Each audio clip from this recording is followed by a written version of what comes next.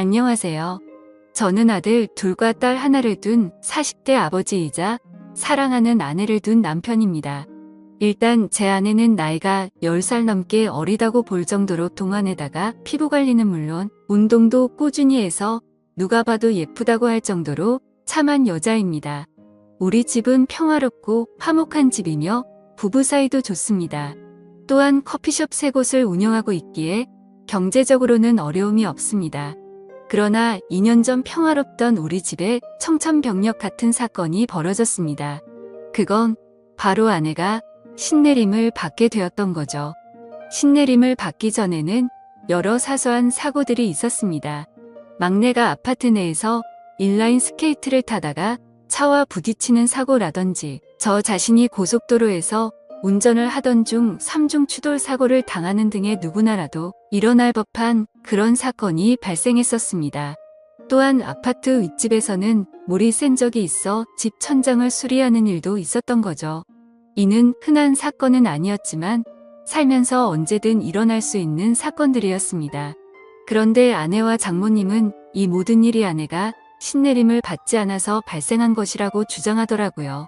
처음에는 믿기 어려운 말에 대해 의심을 했지만 크고 작은 불운한 일들이 계속해서 일어나자 아내와 장모님이 불안한 마음에 점을 보러 다니고 있습니다. 예전에는 아내에게 동자신이 와서 누름 굿을 한 적이 있었는데 그때는 이미 지나간 일이어서 별 다른 신경을 쓰지 않았습니다. 그러나 이번에는 무당을 찾아간 아내와 장모님이 들은 얘기에는 소름이 끼쳤습니다. 무당은 아내의 사주가 신내림을 받아야 하는 사주라고 말했습니다. 아내의 사주에는 원진살, 상문살, 형살, 백호살 등 흉한 부분이 많아 영매를 해야 하는 사주로 판단했다고 합니다.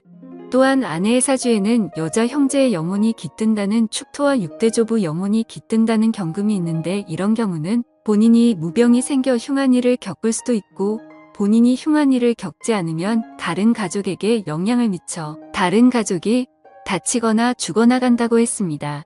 무당은 신내림을 받아야 하는 사주를 가진 사람이 신내림을 받지 않는다면 신을 부정하고 노하게 만드는 일이라며 그로 인해 좋은 신이 악하게 변해 주변 사람을 치고 다닌다고 설명했습니다. 따라서 신내림을 받을 때까지 불운한 상황을 계속 당하게 되고 사람이 죽어나가는 것이라고 말했습니다. 우리가 몇 개월 사이에 이런 사고를 겪은 것도 다 이런 이유 때문이라며 끝까지 신내림을 받지 않고 버티면 이것은 단지 시작에 불과하며 앞으로 다가올 큰일을 감당할 수 없을 것이라고 강조했습니다. 그러나 신을 받아들이고 인정하면 현재의 가정이 깨지지 않고 신을 모시며 일상생활이 계속 가능하다고 말했습니다. 그렇지 않으면 앞으로 무슨 일이 일어날지는 아무도 모른다고요. 처음에는 말도 안 되는 소리라고 했지만 듣고 보니 마음이 흔들렸습니다. 그리고 무엇보다 나중에 안 좋은 일이 계속 닥친다면 지금 이 얘기를 듣고 그냥 웃으면서 제 자신이 너무나 원망스러울 것 같았습니다. 말도 안 되는 미신이다. 그럴 리가 없다. 사람 앞 일은 자기 하기 나름이다. 수도 없이 생각했지만 문득 아무리 노력해도 풀리지 않았던 일들이 떠오르면서 어쩌면 그게 운명이고 그들이 말하는 사주팔자일지도 모른다는 생각이 들더군요. 제가 선뜻 결정을 내리지 못하자 장모님이 그러시더군요. 무당 말 무시해서는 안 된다고요. 아무리 그 사람들 말이 믿어지지 않아도 그 사람들은 접신한 사람들이라고 영적인 존재를 부정할 수도 없는 일이라고 했습니다. 쉬운 선택은 아니겠지만 결국 한 번은 거쳐가야 할 일 아니겠냐고요. 신내림을 받고 산속으로 들어가서 무당이 되려는 것도 아니고 가정 깨지지 않고 일상적인 생활이 가능하다고 하니 한 번만 믿고 내림 굿을 받아보자고 했습니다. 물이 엎질러진 후에는 후회해도 소용없는 일이라고요. 들어보니 장모님 말씀도 완전하게 틀린 말씀은 아니다 싶었습니다.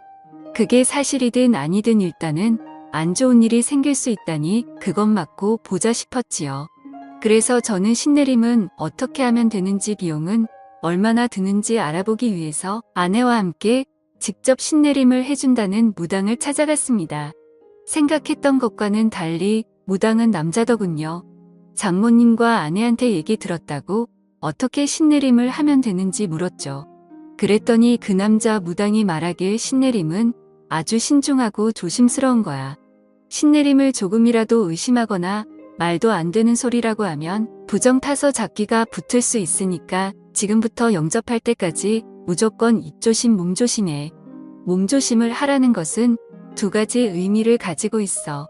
하나는 몸이 상처가 나지 않도록 조심하라는 것. 하나는 몸을 정갈하게 하라는 것.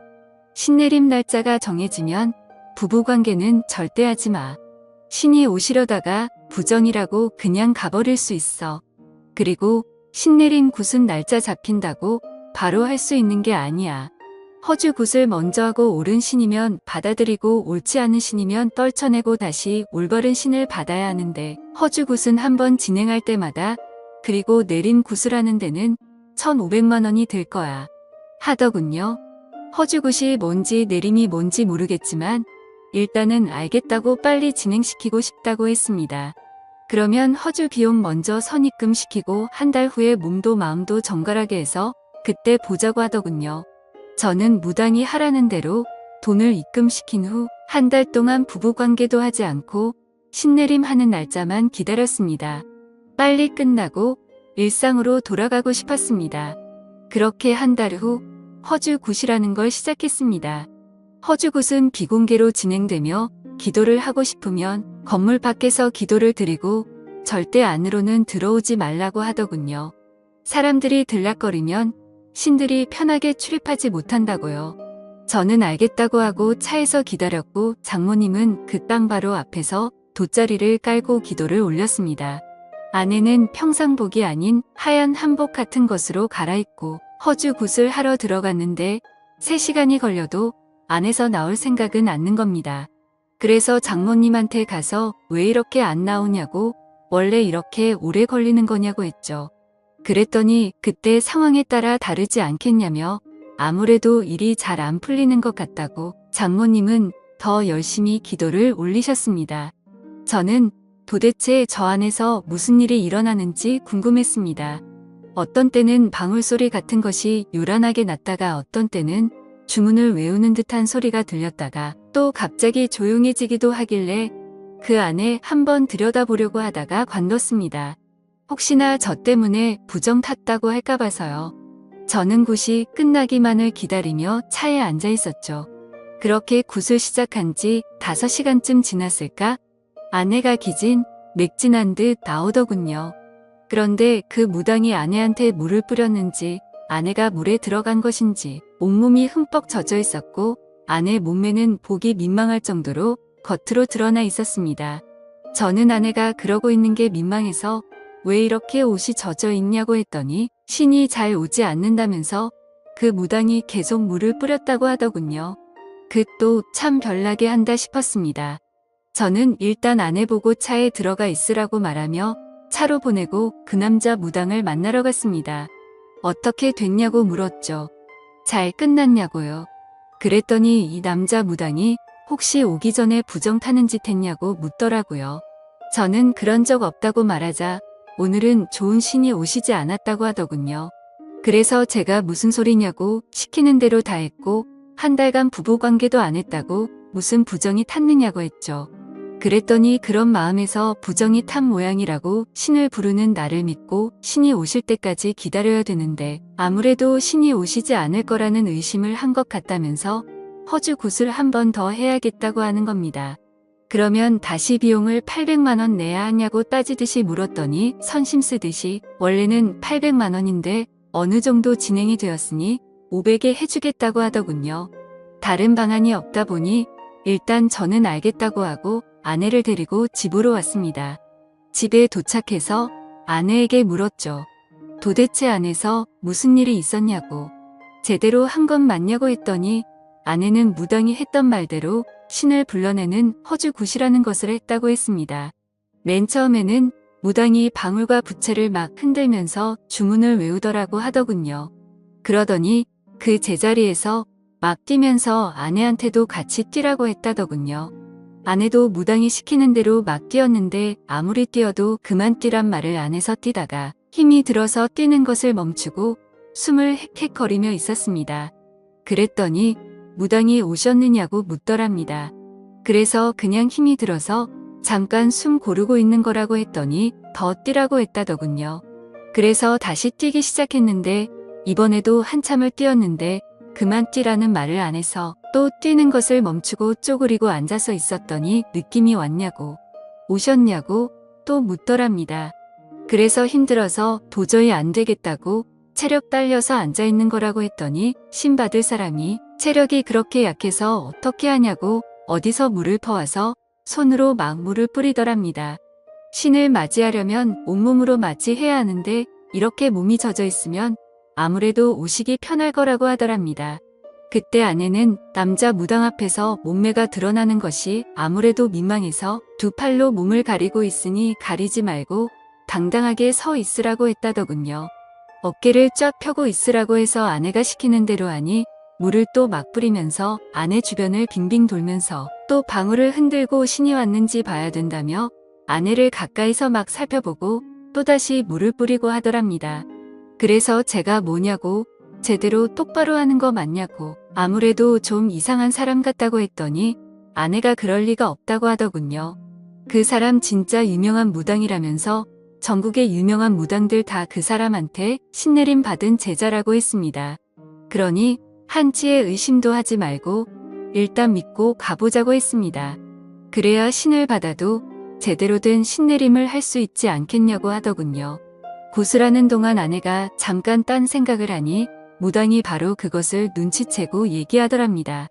나쁜 신을 받으면 집에서 생활하는 것조차 어려울 수 있으니 구슬하는 동안은 머릿속을 완전히 비우고 생각도 비우라고 했답니다. 그렇게 남자 무당이 제 아내에게 물을 뿌리고 아내를 잡아먹을 듯이 노려보고 또다시 물을 뿌리는 과정을 몇 시간 동안 진행하더니 신이 오신 것 같다고 말했답니다. 그런데 신이 오긴 왔는데 좋은 신이 아니라고 하면서 방울도 흔들고 아내 어깨도 잡고 흔들더랍니다. 나쁜 신은 빠져나가야 된다고요. 그리고는 오늘은 도저히 날이 아니라면서 무당이 오늘까지만 하고 이틀 뒤에 다시 하자고 했답니다. 하는 짓을 보니 아무래도 수상하여서 저는 그만두고 싶었습니다. 그래서 장모님을 찾아 뵙고서 이 사람 좀 이상한 것 같다고 아무래도 그만해야 할 것 같다고 하니 이미 신이 한 번 왔기 때문에 여기서 그만두면 평생 지옥을 걷듯 고통스러운 길을 걷게 된다면서 절대로 그만두면 안 된다고 하시더군요. 다음에는 신이 꼭 오실 거라면서 일이 끝날 때까지 우리는 조용히 믿고 기다리면 된다고 장모님이 사정사정을 하셨습니다. 저는 엄청 내키지 않았지만 장모님께서 저렇게 부탁을 하시니 한 번만 더 지켜보자 싶어 알겠다고 했죠. 그리고 이틀 뒤 다시 장모님과 함께 아내를 데리고 그 무당이 있는 곳으로 갔습니다. 이번에도 아내는 그 무당이 갈아입으라고 준 옷을 갈아입고 구슬하는 방으로 들어갔습니다. 이번에도 굿은 비공개로 진행이 된다고 하더군요. 아무도 들어오지 말라고 문 밖에서 기다리라며 본성을 들여 기도를 하라고 했습니다. 저보고도 가만히 보고 있지 말고 같이 기도를 올리라고 하더군요. 저는 알았다고 대답만 하고 기도는 올리지 않았습니다. 그렇게 무당은 아내를 데리고 들어가더니 또 방울을 흔들며 큰 소리로 주문을 외우면서 난리법석을 떨었습니다. 그러다가 방 안이 조용해졌습니다. 또 물을 뿌리고 있는 건가? 물 뿌리고 몸을 훑어보고 있는 건가? 저는 온갖 상상이 다 들었습니다. 장모님은 자리에 앉아서 열심히 손바닥을 비비고 계셨는데 저는 그대로는 도저히 있을 수가 없어서 굿하는 방을 들여다보기 위해서 방 옆으로 나 있는 창문을 들여다봤죠. 방 주변은 대나무로 가려져 있고 흰 창 같은 것을 막 둘러서 안이 잘 보이지는 않았지만 빈틈으로 자세히 들여다보니 방 안의 모습이 조금 보이더군요. 저는 숨을 죽이고 그 안의 모습을 계속 엿보고 있었습니다. 역시나 그 무당은 지난번처럼 바가지에 물을 퍼와서 아내 몸 구석구석 물을 뿌리고 있었습니다. 아내의 몸은 이미 물에 젖어서 몸이 적나라하게 드러나 있었고요. 이걸 어떻게 해야 되나? 그만두라고 해야 되나? 머릿속이 복잡해지고 있는데 그 남자는 아내의 몸에 눈을 떼지도 않고 아내 주변을 빙빙 돌고 있었습니다. 그러면서 아내 어깨를 잡고 등을 밀며 어깨는 펴고 가슴을 내밀라고 하더군요. 아내가 시키는 대로 하니 그 남자 무당은 아내 앞에 무릎을 꿇고 앉아서 아예 대놓고 아내 몸 구석구석을 훑어보고 있었습니다. 그러면서 오셨냐고 물었고 아내는 잘 모르겠다고 아무 느낌이 없다고 했습니다. 그랬더니 그 남자 무당은 머릿속을 비우고 마음을 편히 먹으라면서 아내를 어루만지며 손으로 천천히 쓸어내리고 있었습니다. 아내 몸에 손을 대는 걸 보니 정말 미칠 것 같았습니다. 저는 당장이라도 그만두라고 소리치려고 하다가 아무래도 하는 짓이 수상해서 동영상을 찍어두었습니다. 아내가 진짜 신내림을 받아야 하는 사람이라면 이런 식으로 신내림을 받는 게 맞는지 다른 무당한테 가서라도 물어볼 작정이었지요. 저는 잘 보이지도 않는 방 안으로 휴대폰 카메라를 켜서 동영상을 찍고 있는데 갑자기 아내가 꺄 소리를 질렀습니다. 저는 놀라서 다시 아내를 자세히 들여다보니 아내가 입은 윗저고리가 벗겨져 어깨를 다 드러내 놓고 있었습니다. 그리고는 그 무당은 아내의 어깨 위에 다시 물을 뿌리기 시작하더군요. 그러면서 그 무당은 아내가 입고 있는 한복 치마 저고리에 매듭을 확 풀었습니다. 아내는 너무 놀라서 또 소리를 질렀고 동시에 치마는 흘러내려 버렸죠. 그 순간 너무 열이 받아서 창문을 열고 욕을 했습니다. 하지만 창문은 안에서 잠겨져 있어서 열리지가 않더라고요. 저는 주변에 떨어져 있는 큰 돌멩이를 하나 주워 창문을 깨고 창문 안으로 들어갔습니다. 당장 떨어지라고 소리를 질러버렸고 한바탕 난리가 났습니다. 그리고 먼저 나간 아내도 장모님과 옥신각신하며 밖에서 울고 불고 난리가 났더군요. 장모님은 그러면 안 된다고 큰 화를 입게 된다고 저보고 참으라고 했습니다.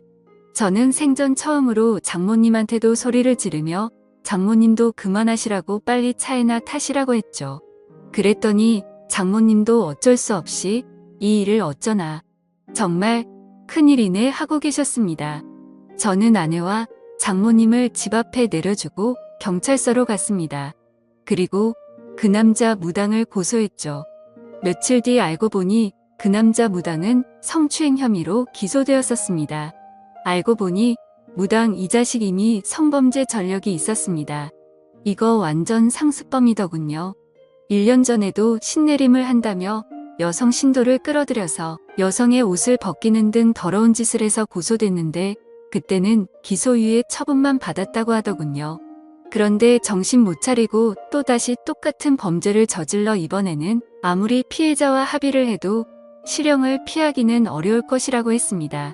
그렇게 그 인간은 재판을 받게 되었는데 징역 5개월에 집행유예 2년을 선고받았고 성폭력 치료 프로그램 40시간 이수에 5년간 신상 정보 공개를 하게 되었습니다.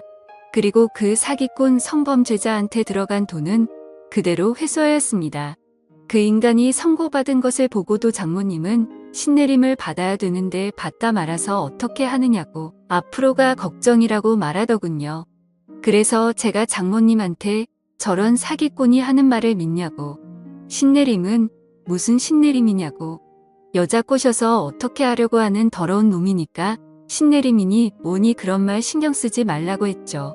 우리 집에 아무 일도 안 일어난다고 말했습니다. 제가 그렇게 열을 올려 열변을 토하듯이 얘기를 하니 장모님은 알겠다고 대답은 했지만 여전히 안절부절 못하시는 것 같았습니다. 그때 그 일이 있고 나서 지금 2년이 지났지만 제가 운영하는 커피 전문점은 여전히 잘 되고 있고 그 무당놈이 얘기한 가시 밭길이나 지옥 같은 고통은 아직 전혀 없습니다. 앞으로도 당연히 없을 거라고 생각합니다. 이번 일로 크게 깨달았죠.